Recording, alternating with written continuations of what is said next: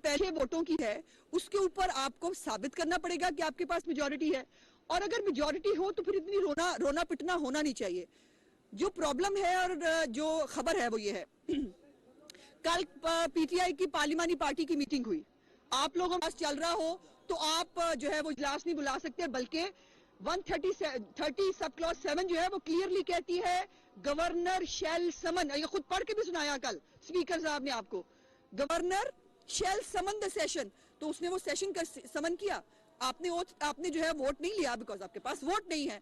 जब वोट नहीं है तो फिर पैकअप करें। ये नहीं हो सकता कि आप जो है वो आपकी शक्लें बहुत अच्छी हैं, आप हैंडसम जो है वो लीडर के जो है पैरोकार हैं, तो फिर हम आपको बर्दाश्त किया जाए, ऐसा नहीं होगा।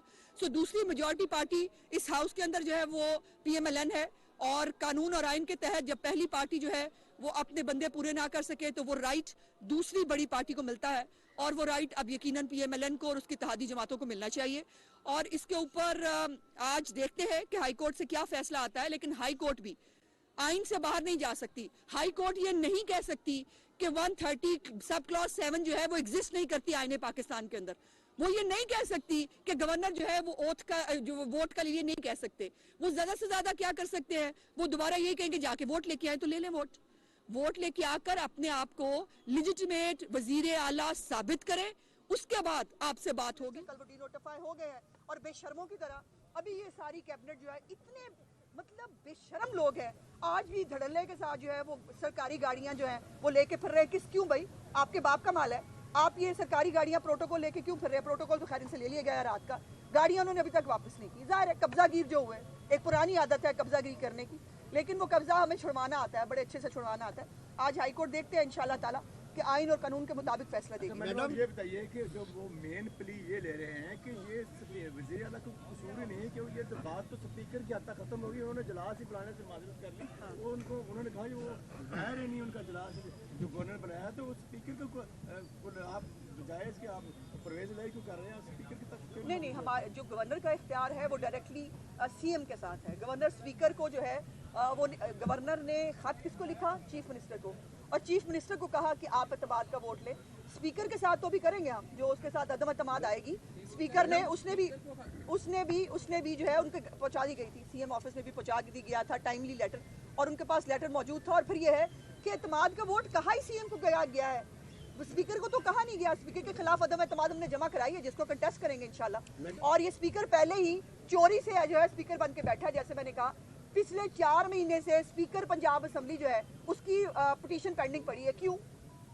मेरा सवाल ये है कि इनके लिए फौरन जो है वो अदालतें लग भी जाती है ना, इनको रिलीफ भी मिल जाता है। हमारी जो ये स्पीकर के खिलाफ जो सीक्रेट बैलेट की धज्जियां उड़ाने की पिटीशन है वो आज तक सुनी नहीं जाती। क्यों? इसकी क्या वजह है?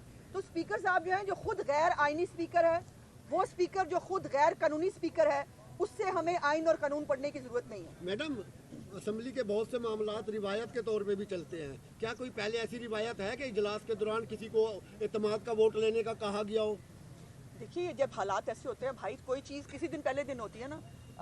आखिर ये आइन के अंदर ये आर्टिकल लिखा गया है तो इसकी इम्प्लीमेंटेशन भी हो सकती है ना किसी दिन। ये नहीं हो सकता कि पहले नहीं हुआ तो अब नहीं होगा। अदम एतमाद भी इमरान खान के खिलाफ पहली दफ़ा पाकिस्तान की पार्लियामेंट्री हिस्ट्री में अदम एतमाद कामयाब हुई थी, इमरान खान के खिलाफ हुई ना। सो अब ये अगर इन्होंने खुद कहा है कि मेरे साथ बंदे नहीं है और इनके बंदे भाग रहे हैं, तो जमात का वोट लेने के लिए ना चाहिए। कि अभी यहाँ पर गुजरा ने प्रेस कॉन्फ्रेंस किया है, उनका ये कहना है कि यहाँ पर शब खून मारा गया और 58-2 भी नहीं लगती थी, लेकिन आपने पंजाब में लगाई है। उनके पास भी इख्तियार है कि सदर को कहेंगे कि गवर्नर को डिनोटिफाई करें। सदर क्या कहेगा कि वो जो आर्टिकल 130 है वो एग्जिस्ट नहीं करता कॉन्स्टिट्यूशन के अंदर, ये गवर्नर का ये इख्तियार ही नहीं था, वो कर ही नहीं सकते ना। ये देखिए, वो उनको प्रॉब्लम ये है, PTI को आदत पड़ गई है इदारों को अपने रिमोट कंट्रोल पर चलाने की। इस मुल्क में आईने पाकिस्तान 1973 चलेगा, आईने इमरानियात नहीं चलेगी, वो नहीं हो सकता। और इसलिए ये इनके वुज़रा जो मर्जी कहते रहे, अपनी अगर इनके पास वोट थे वो साबित कर देते, बात खत्म हो जाती। जिस तरह से गवर्नर ने कहा पंजाब को कि आप एतमाद का वोट दें, कल को सदर पाकिस्तान हाँ बिल्कुल रेडी, कोई मसला ही नहीं। हमारे पास नंबर होंगे, हम बिल्कुल सामने साबित कर देंगे। ये देखिए, ये कहना कि आप ये इस्तेमाल ही नहीं कर सकते, ये गैर आईनी है। एक आईनी इख्तियार मौजूद है, वो अगर अपना शौक पूरा करना चाहेंगे, मैं कहती हूँ कल के करते आज कर लें। अच्छा मैडम, ये कहा जा रहा है कि PDM की तरफ से इमरान जो वो PTI के गायब हैं, वो जी तो क्या ये मेम्बरान आपके पास है? जी नहीं, हमारे पास नहीं है जी। वो जिनके हैं उनसे के पता करें कि वो क्यों उनके साथ राब्ते में नहीं है और इनकी तमाम तक तरले मिन्नतों के बावजूद वो क्यों नहीं मिल रहे। हमें इनके मेम्बरान की ज़रूरत नहीं है और लेकिन यह है कि इनको अभी पहले जो एतमाद का वोट है वो परवेज़ इलाही साहब को लेना था, जो वो नहीं ले सके और उसके बाद जो है हमने अपनी अदम एतमाद ज़ाहिर अब इंफ्रक्शस हो गई थी, इसका फ़ायदा नहीं है क्योंकि वो सीएम ही नहीं रहे, तो हमने वो वापस ले ली है। सो ये जो है ये अदम एतमाद के लिए हमें वो बंदे पूरे करने थे, अगर वो होती तो उसकी ज़रूरत अब नहीं है। जो अब एतमाद का वोट वो नहीं ले सके क्योंकि उनके पास बंदे पूरे नहीं है। अच्छा, ये नून लीग जो है वो आयन और कानून की बलादस्ती की बात कर रही है, तो एक दूसरी तरफ ये भी कहा जा रहा है असेंबली का इजलास है वो वजीर आला ने तो नहीं बुलाना था, वो तो स्पीकर ने बुलाना था, स्पीकर का क्यों नहीं लिखा गवर्नर? ये आपस में तय कर लें कि किसने क्या क्या दो नंबरी की है, ये नहीं हो सकता।